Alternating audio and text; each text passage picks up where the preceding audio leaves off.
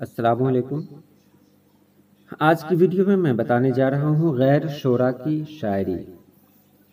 آج کل بہت سارے لوگوں کو دیکھتے ہیں کہ ان کو شاعری کا شوق سوار ہے، شاعری کے لیے کیا کیا کرنا ہے یہ نہیں پتا ہے، تو اسی پر یہ ویڈیو بنائی گئی ہے۔ آخر اتنے شعراء آج کل کے زمانے میں کہاں سے گئے، اور سب لوگ شاعر ہی کیوں بننا چاہتے ہیں، تو جانتے ہیں اس ویڈیو میں۔ چلیے ویڈیو شروع کرتے ہیں۔ تو یہ تو آپ نے جانا ہی کہ یہ مضمون ہے شاہنواز فاروقی صاحب کا۔ شاہنواز فاروقی صاحب نے کہا ہے کہ مجھے دعوت ملی FM مشاعرے میں، وہاں جب میں گیا تو دیکھا کہ بہت سارے نوجوان شعراء وہاں موجود ہیں۔ جب میں نے ان کا کلام سنا تو پتہ چلا کہ اس میں اکثریت جو تھی وہ ایسے لوگوں کی تھی جن کو شاعری کے بارے میں کچھ پتہ نہیں تھا۔ اسی پہ انہوں نے لکھا کہ آج کل کے نوجوانوں کے اندر آخر شاعری کا بھوت کیوں سوار ہے، ان نوجوانوں کو یہ خوش فہمی کیوں لاحق ہوئی کہ وہ شاعر ہے۔ اس سوال کا ایک جواب صدیوں پرانا ہے۔ نوجوانی میں محبت کا تجربہ عام ہوتا ہے، اور محبت کے محسوس کرنے اور اسے زبان دینے کے لیے شاعری سے بہتر کوئی اور ذریعہ نہیں ہوتا۔ چنانچہ نوجوان فطری طور پر شاعری کی طرف متوجہ ہوتے ہیں۔ وہ شاعری پڑھتے یا سنتے ہیں تو انہیں رفتہ رفتہ ایسا محسوس ہونے لگتا ہے کہ شاعر اور ان کے تجربے میں کوئی خاص فرق نہیں۔ حالانکہ شاعر ایک ایسا محبت کرنے والا ہے جو محبت کے اظہار پر قادر ہوتا ہے، اور عاشق ایک ایسا شاعر ہوتا ہے جو اپنے تجربے کو اظہار کے سانچے میں ڈھالنے پر قادر نہیں ہوتا۔ لیکن نوجوان اس اہم فرق سے آگاہ نہیں ہوتے، اور وہ تجربے کے اشتراک سے دھوکہ کھا جاتے ہیں اور یہ سمجھنے لگتے ہیں کہ وہ بھی شاعروں کی طرح شاعر ہو گئے ہیں۔ آگے دیکھیں۔ نوجوانی کا ایک پہلو یہ ہے کہ اس عمر میں جذبات و احساسات کی فراوانی ہوتی ہے۔ شاعری ایک اعتبار سے جذبات و احساسات کا بیان ہے۔ چنانچہ نوجوان شاعری سے جتنا متاثر ہوتے ہیں، کسی اور عمر کے لوگ شاعری سے اتنا اثر قبول نہیں کرتے۔ لیکن اہم بات صرف شاعری سے متاثر ہونا نہیں ہے، اہم بات یہ ہے کہ جذبات و احساسات کی فراوانی شاعری کو نوجوانوں کے لیے آئینہ بنا دیتی ہے۔ اس آئینے میں نوجوان اپنا عکس دیکھتے ہیں اور سمجھتے ہیں کہ آئینہ اور وہ ایک ہیں۔ شاعری کوئی بچوں کا کھیل نہیں ہے۔ وہ یہ بھول جاتا ہے کہ شاعری کوئی بچوں کا کھیل نہیں ہے، اس کے لیے ریاضت کرنی پڑتی ہے، محنت کرنی پڑتی ہے، اصلاح لینی پڑتی ہے، مطالعہ کرنا پڑتا ہے، تب کہیں جا کے ایک شعر مکمل ہو پاتا ہے۔ لیکن یہ لوگ بس جو کچھ دل میں آیا نوٹ کر دیا۔ نوجوانی میں محبت کا تجربہ اور جذبات و احساسات کی فراوانی سے ایک اور مسئلہ پیدا ہوتا ہے، اور وہ یہ کہ نوجوانوں کو بعض الفاظ انتہائی شاعرانہ محسوس ہونے لگتے ہیں، مثلا عشق، محبت، دل، لب و رخسار، ہوا، بادل، پھول، برسات، دریا، سمندر، چاند، یادیں، وصال، فراق، تبسم، آہیں وغیرہ۔ یہ سب جو الفاظ ہیں یہ شاعرانہ الفاظ لگتے ہیں ان نوجوانوں کو۔ چنانچہ نوجوان سمجھتے ہیں کہ اگر وہ ان الفاظ کے ذریعے زبان کا ایک سانچہ بنا لے تو وہ بھی شاعر بن جائیں گے۔ اس خیال کے تحت کوئی غزل لکھنے لگتا ہے، کوئی نظم کہنے لگتا ہے، یہاں تک کہ کوئی نظم خارجی سانچے میں 100% نثر لکھنے پر مائل ہو جاتا ہے اور سمجھتا ہے کہ وہ شاعری کر رہا ہے۔ اس کا اثر بھی ہوتا ہے نوجوانوں پر۔ دیکھیے گا کوئی فلم ریلیز ہوتی ہے، اس میں کوئی اردو کا لفظ آ گیا نا، وہ لفظ سبھی کی زبان پر آ جاتا ہے۔ اور جیسے شاہ رخ خان نے کہا تھا، ابھی جو ایک فلم آئی تھی اوم شانتی اوم، اس میں شاہ رخ خان کا ایک ڈائلاگ تھا کہ جب کسی کو چاہو تو پوری کائنات اس کو ملانے کے لیے تیار رہتی ہے۔ یہ کائنات لفظ نوجوانوں کو اتنا اچھا لگا کہ آپ واٹس ایپ اسٹیٹس دیکھیں یا فیس بک کے پوسٹ دیکھیں تو نوجوانوں نے تو کائنات کی ایک دم برسات کر دی تھی اس لفظ کی۔ تو ان کو لفظوں سے بھی ایک جڑاؤ ہو جاتا ہے۔ آگے بہت اچھی بات ہے ان کی۔ ایک زمانہ تھا کہ نوجوان شاعری پڑھ کر یا سن کر موسیقی کی طرح مائل ہوتے تھے۔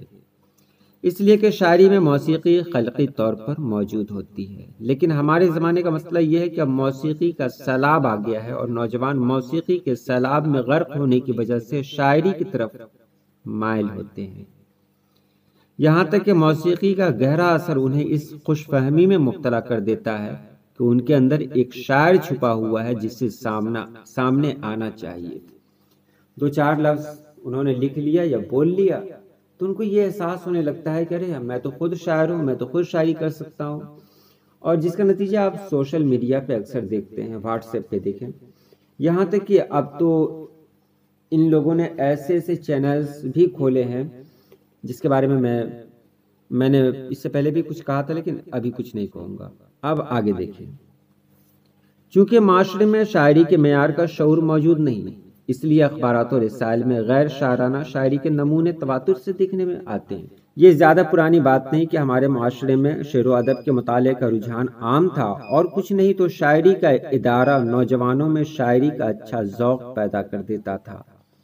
چنانچہ اس زمانے میں کم از کم تکنیکی اعتبار سے غیر شاعرانہ شاعری کا تجربہ موجود نہ تھا، لیکن مطالعے کے رجحان میں کمی اور مشاعرے کے ادارے کے زوال نے شاعری کے شعور کو کمیاب بنا دیا ہے۔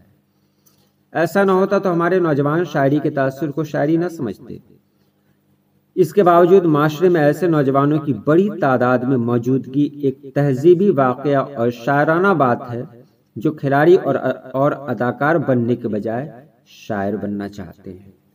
آج اگر آپ شاعری کی بات کریں تو سب سے پہلے بات کرتے ہیں مشاعرے کی۔ مشاعرے کے جو مقبول اور کامیاب شعراء ہیں آپ اس میں دیکھ رہے ہیں، اس میں اکثریت ایسے لوگوں کی ہے جن کو شاعری کے بارے میں کچھ پتہ نہیں ہے۔ یہ ساری دنیا جانتی ہے، آپ بھی جانتے ہوں گے۔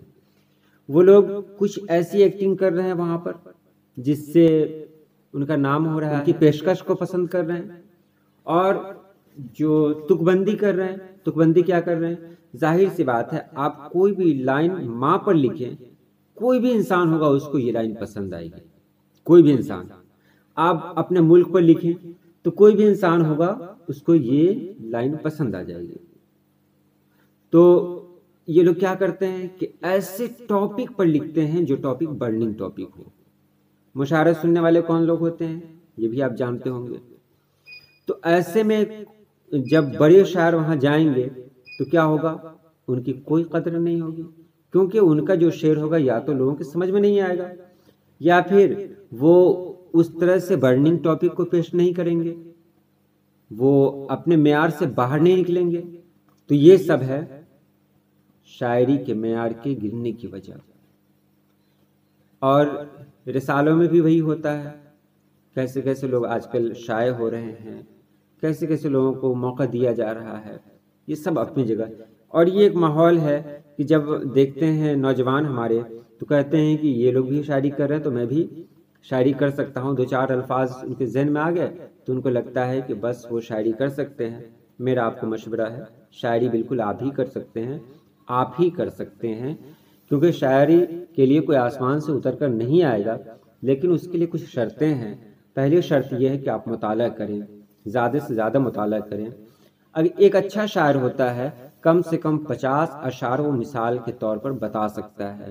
آپ شاعر ہیں، میں کہہ دوں کہ آپ 5 شعر سنائیں کسی شاعر کا، آپ نہیں سنائیں گے، تو جب آپ نہیں سنائیں گے تو آپ فیل کر گئے۔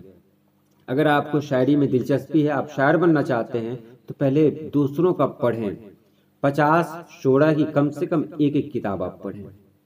پڑھنے کے بعد ایک ایک شعر بھی اگر آپ یاد رکھ لیتے ہیں تو آپ کا ذہن ہوگا اس طرح سے بنے گا، اور آپ سمجھیں گے کہ کہاں پر کس لفظ کو کس طرح سے ڈھالا گیا ہے اور کس موضوع کو کیسے پیش کیا گیا ہے۔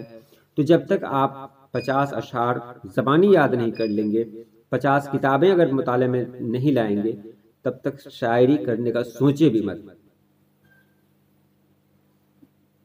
تو آج کے لیے اتنا ہی۔ اللہ پاک آپ سبھی لوگوں کو خوش رکھے، آباد رکھے۔ اللہ حافظ۔